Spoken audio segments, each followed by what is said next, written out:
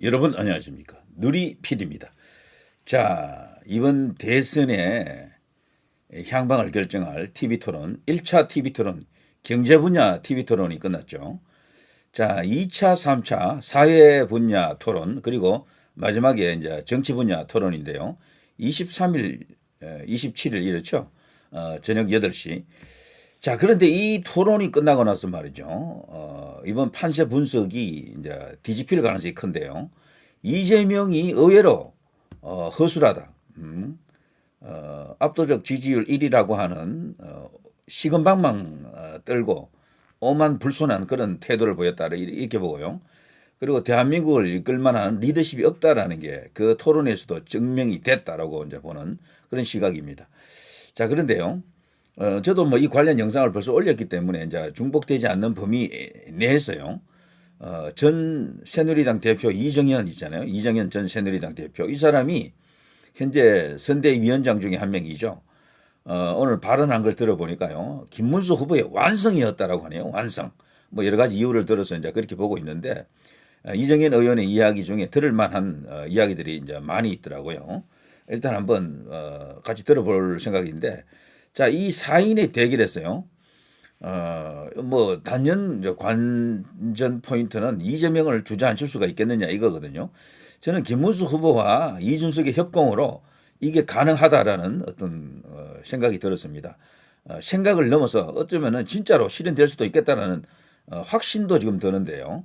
2차, 3차 토론을 마칠 때쯤이면 김문수 후보의 지지율은 상당히 올라가 있을 것으로 이재명의 지지율은 상당히 떨어져 있을 것으로 생각이 됩니다. 그 정도는 말이죠. 이 TV 토론의 구도가 절묘합니다. 김문수, 이준석 조합이 이재명을 협공하는 양상이고요. 이재명은 자기하고 편먹을 줄 알았던 저 민주노동당에서 나온 저 후보 있잖아요. 저 사람하고 짝을 짓기가 어렵겠더라고. 왜 그런가 하면요.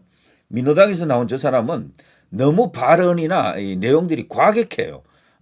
그리고 너무 이렇게 이제 편협하고요. 저런 것은 거의 국민들이 좋아하지 않습니다. 정도가 싫어해요. 저런 식은. 물론 극소수 지지하는 기반은 있겠죠. 뭐 1%, 2% 수준에서 왔다 갔다 하는 뭐가 있을 겁니다. 그거는 달리 말하면 이재명에게는 아무런 도움이 안 된다라는 이야기입니다. 과거 이정희 같은 존재가 됐죠. 그때 이제 박근혜 대통령 후보 그리고 저 문재인 등과 대결할 때 그때 이정희가 했던 발언 기억나십니까? 박근혜 후보를 떨어뜨리러 나왔습니다. 그 말 한마디에 대선 판도가 뒤집어졌었죠. 사실 그렇죠. 그 역할을 저 권영국이가 어쩌면은 민노당에서 나온 저 사람이 할 가능성도 있다 이런 생각이 들었어요. 자, 아무튼 이번에 이 토론을 보고 여러 가지 어떤 진단이 있을 수 있겠는데 새누리당 전 이정현 대표에 의하면요. 그야말로 희망찬 밝은 결과가 예상이 됩니다. 일단 한번 들어보시겠습니다.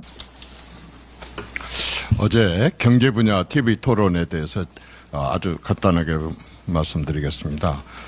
이재명 후보에 대한 국민의 불안 지수, 걱정 지수, 공포 지수만 더 높여줬다. 저는 이렇게 봤습니다. 경제 전반이 위기다. 서민 경제가 어렵다. 이재명 후보도 이렇게 올바른 진단을 했음에도 불구하고 처방은 그릇된 처방이었습니다. 올바른 진단에 그릇된 처방들이 나왔습니다. 반기업, 반성장 철학과 인식이 문재인 정권 때나 3년 전에 대선 낙선할 때나 지금이나 하나도 변하지 않았다라고 하는 것을 확인시켜줬습니다. 여전히 인기영합, 정부 주도, 국가 빚으로, 국가 부채로 경제 난국을 해결했던 과거 실패 정책 재포장이었다. 저는 이렇게 봤습니다. 이제 대한민국은 4만 불, 또 세계 수출 7위, 10위 경제 대국의 규모의 경제를 이끌어갈 지도자의 면모는 도저히 어제 이재명 후보에게서 찾아볼 수가 없었습니다. 역시 자유민주주의 그리고 시장경제 철학에 굳건한 김문수 후보가 국민들에게 신뢰를 주었기 때문에 어제 TV 토론은 양자 대결 구도에서 김문수의 완승이었다. 저는 이렇게 봅니다. 개헌에 대해서 좀 말씀을 드려보겠습니다. 이재명 후보가 개헌 입장을 밝혀서 아주 다행입니다. 사실 정치적인 의도로는 앞으로 이제 TV 토론이 계속되고 선거가 중반과 종반으로 접어들면서 어쨌든 본인에게 쏟아지게 될 그 사법 리스크, 이 국면 전환용 이슈 제기로 저는 그렇게 봤습니다. 내용면에서 보면 시기적으로 언제 어떻게 추진하겠다 이런 구체성이 없었습니다. 노태우의 중간평가나 YSDJ 때 내각제 개헌이나 문재인의 광화문 대통령 같은 그런 약속처럼 마음에 없는 선거용 장식품으로 저는 그렇게 봤습니다. 사실 이재명 후보가 개헌에 대해서 말하려고 한다면 그 개헌에 말하기 전에 먼저 당을 사당화시킨 책임, 민주당 내 민주주의를 훼손시킨 책임, 검찰과의 전쟁 명분으로 정치를 마비시킨 데 대한 사과부터 했어야 개헌을 말할 자격이 생기는 겁니다. 자기 당도 개혁하지 못하는 사람이 국가 개헌을 말할 수 있겠는가라고 하는 생각이 듭니다. 그럼에도 불구하고 어제 개헌을 얘기해 줌으로 인해 가지고 그동안에 준비하고 있던 김문수 후보가 기다렸다는 듯이 이제 개헌을 본격적인 선거 중반의 아젠다로 제대로 이제 내세울 겁니다. 지금까지는 우리 정치권이 주로 과거에 대한 사건에 대한 얘기였다고 한다면 이제 대한민국의 미래에 대한 얘기를 개헌을 통해서 할 거로 이렇게 보여집니다.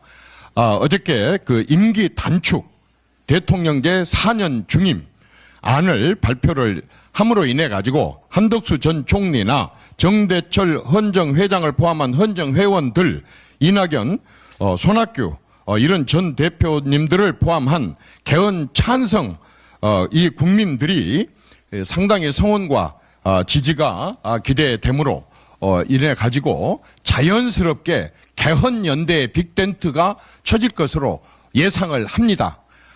요즘에 민주당에 한 명씩 들어가는 그런 식의 어떤 말하자면 뭐라고 하죠? 그걸 우리는 그걸 지금 아까 이렇게 거대한 개헌을 통해서 개헌 연대를 통해서 거대한 빅텐트를 치려고 하는데 그쪽은 거의 뭐 한 명씩 유권자 4,300만 명 중에 한 명이라고 하는 것은 거의 비닐우산 수준이고 우리는 빅텐트가 될 것으로 보입니다. 임기 예, 뭐 그밖에 이제 디디 이야기도 있습니다만, 야 이거 이정현 전 새누리당 대표 말로는 전체적으로 토론의 그 분위기를 소위 이제 보수 연합이라고 할 수 있겠죠.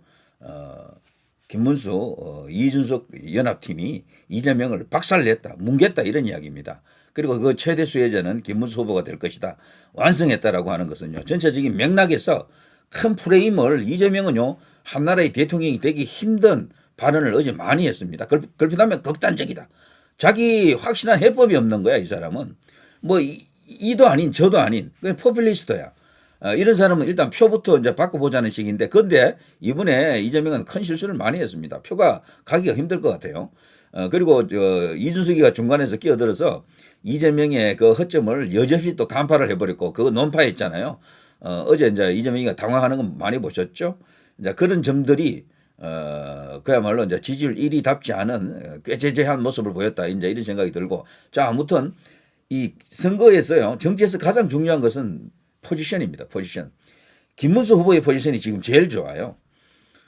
그 다음에 뭐 여러 가지 있습니다. 구도가 있는데 구도상으로도 지금 김문수 후보가 나쁘지 않은 거야. 지금 3명으로 볼 때요. 사실상 후보는 3명이거든요.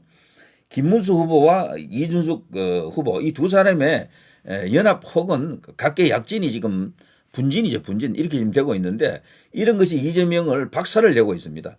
제가 아까 말씀드린 것 중에 선거에서 가장 중요한 것은 스탠스라고 했죠. 포지션. 사실 그거보다 더 중요한 것은 시대 정신이 되겠죠.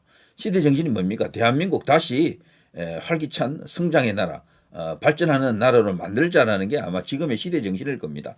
그레이트 어게인이 이제 필요한데요. 그것을 해낼 수 있는 인물은 이재명이 아니에요. 이거는 명백하게 자유민주주의 방식에 의한 거기에 뿌리를 내리고 있는 국민의힘, 그리고 이제 그 연장선에서 김문수 이준석 조합이 될 것이다 이런 생각이 듭니다. 단일화 할지 안 할지는 뭐 제가 확신은 못합니다만 아마 이렇게 되면 단일화에 대한 가능성이 굉장히 높아지겠는데요. 왜냐하면은 이재명 하나를 잡기 위해서 김문수 혼자로서 이길 수 있으면 제일 좋은데 지금 보시면 알겠습니다만 토론을 2번, 3번 거치면서 이준석의 존재감이 굉장히 올라올 것 같아요. 자, 이준석이 이렇게 되면 10% 이상 나올 수도 있습니다. 그러면 이준석 배제하고는 절대로 못 이겨요. 어떤 경우든 손을 잡을 수 있는 조건이 만들어진다 이렇게 볼 수가 있겠죠.